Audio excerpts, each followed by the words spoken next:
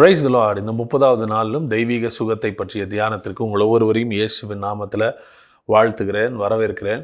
ஒவ்வொரு நாளும் இந்த லெந்து நாட்களில் சுகத்தை பற்றிய சத்தியங்களை நாம் தியானித்து கொண்டிருக்கிறோம். உங்களோட நான் பேசுகிற ஒவ்வொரு வார்த்தைகளும் வெளிப்பாடுகளும் உங்களுக்குள்ள விதையாய் போய் அது உங்கள் தியானமாய் மாறி உங்கள் அனுபவமாகட்டும். ஒவ்வொரு விதையும் உங்களுக்குள்ள வேலை செய்வது போல கர்த்தருடைய வார்த்தை உங்கள் மனநிலையில் வேலை செய்து விசுவாசத்தை அதிகரித்து உங்கள் சரீரங்களிலே தாக்கத்தையும் சுகத்தையும் பலனையும் கொண்டு வருவதாக. இந்த நாளிலும் ஒரு வெளிப்பாட்டை உங்களுக்கு நான் ஆசீர்வாதமாக இருக்கும்படி பகிர்ந்து கொள்ள விரும்புகிறேன். இஸ்ரவேல் ஜனங்களை குறித்து வேதம் சொல்கிறது, லட்சக்கணக்கான ஜனங்கள், அந்த கோத்திரத்தில் பலவீனப்பட்டவன் ஒருவனும் இருந்ததில்லை. ஒரு கோத்திரமே, மில்லியன்ஸ் ஆஃப் பீப்புள், லட்சக்கணக்கான ஜனங்கள், அவர்களில் பலவீனப்பட்டவன் ஒருவன் கூட இல்லையா?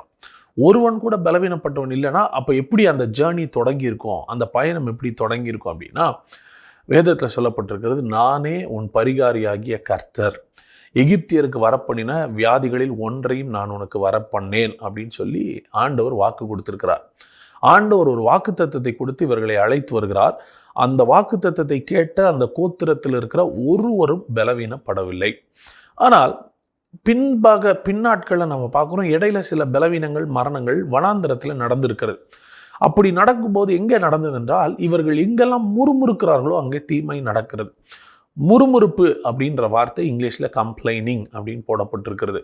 எங்கெல்லாம் கம்ப்ளைண்ட் பண்ணுறாங்களோ அங்கெல்லாம் டெத் வேலை செய்யுது, எங்கெல்லாம் பிலீவ் பண்ணுறாங்களோ அங்கெல்லாம் லைஃப் வேலை செய்யுது. இவர்கள் முறுமுறுக்கும் போது ஒரு இடத்துல சர்ப்பம் கடிக்கிறது ஜனங்களை. சர்ப்பம் கடிக்கும்போது என்ன ஆகுதுன்னா, ஜனங்கள் செத்து கொண்டிருக்கிறார்கள். இது மோசேக்கு அறிவிக்கப்படுகிறது.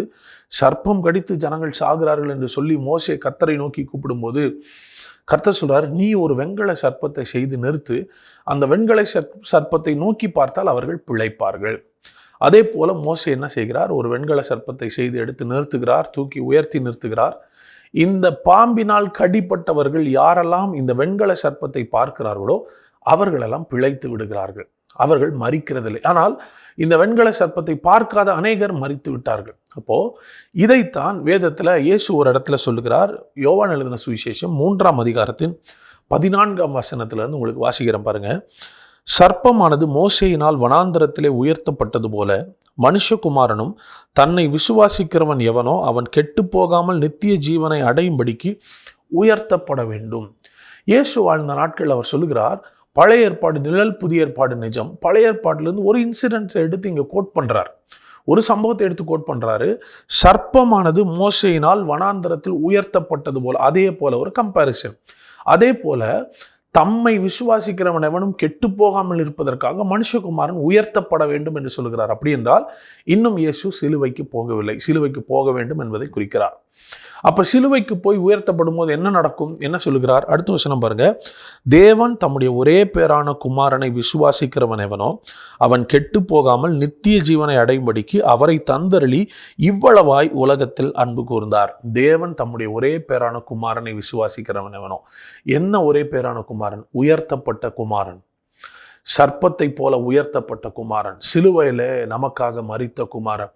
அவரை விசுவாசிக்கிறவன் என்ன ஆவது இல்லையா? கெட்டு போவதில்லை. பாருங்க, வெண்கல சர்ப்பத்தை நோக்கி பார்த்தாங்க, அவங்க பிழைச்சிட்டாங்க, வேற ஒன்றும் செய்யல. இவர்களுக்காக உயர்த்தப்பட்ட வெண்கல சர்ப்பத்தை பார்த்தார்கள், பிழைத்தார்கள்.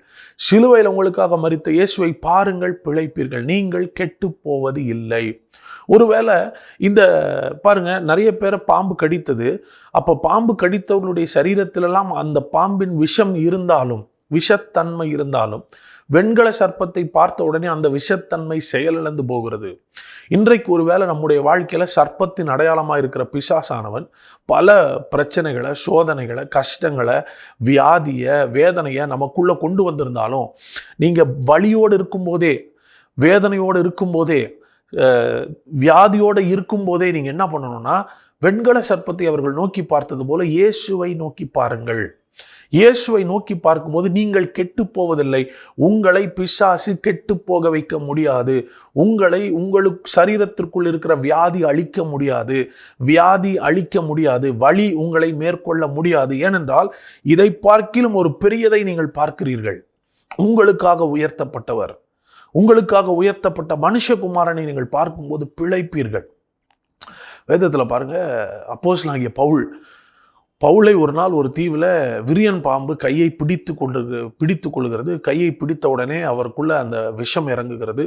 அந்த தீவில் இருக்கிற ஜனங்கள் எல்லாம் சீக்கிரத்தில் சாக போகிறான், நுரை தள்ளி சாக போகிறான், விஷம் உள்ளே ஏறிச்சு, சாக வேண்டும் என்று எதிர்பார்த்து கொண்டிருக்கும் போது அப்போஸ்தலனாகிய பவுல் கைகளை உதறி அந்த சர்ப்பத்தை கீழே தள்ளிவிட்டு வழக்கம் போல வேலை செய்து கொண்டிருக்கிறார். இவர்களும் பொறுத்து பார்க்கிறார்கள். கடைசி வரை அந்த விஷம் அவரை கொல்ல முடியவில்லை.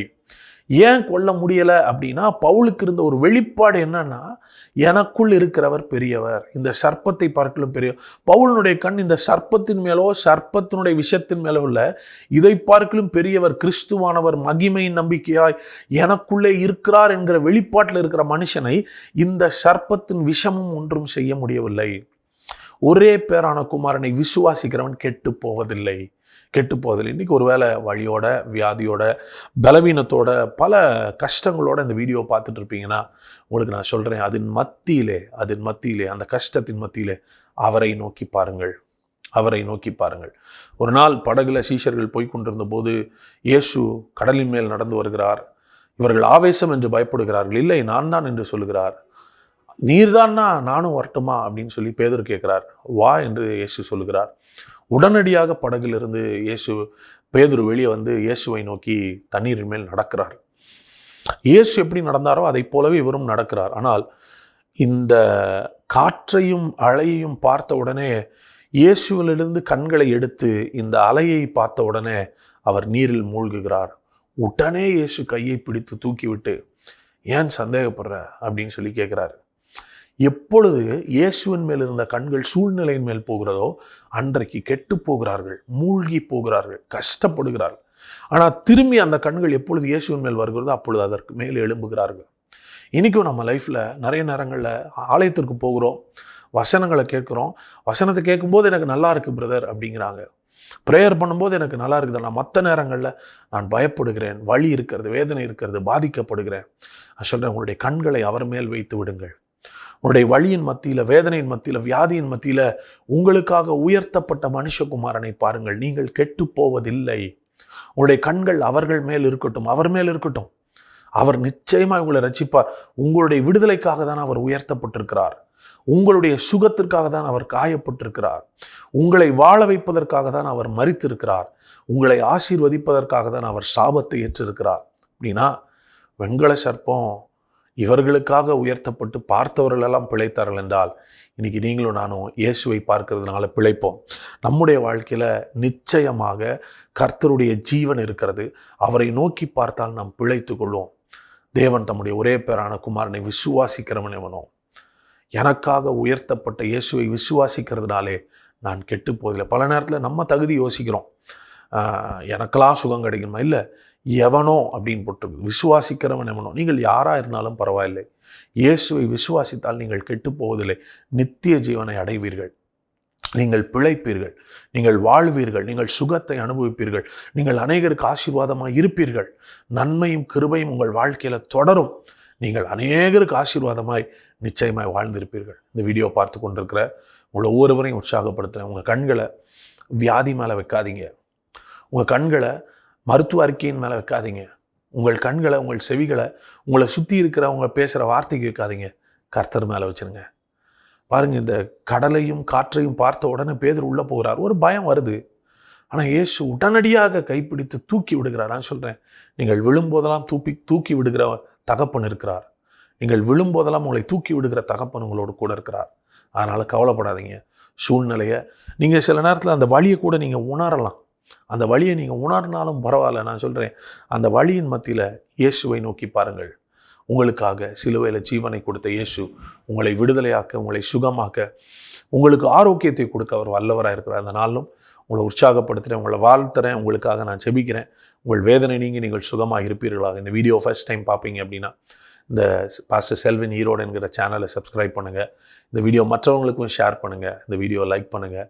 நீங்கள் பெற்ற நன்மைகளை எங்களுக்கு தெரியப்படுத்துங்க. நிறைய பேர் இந்த லந்து நாட்களில் கேட்கிற இந்த டிவோஷனை கேட்டு ஆசீர்வதிக்கப்பட்டு எனக்கு தெரியப்படுத்தினார்கள். மிகுந்த சந்தோஷம்.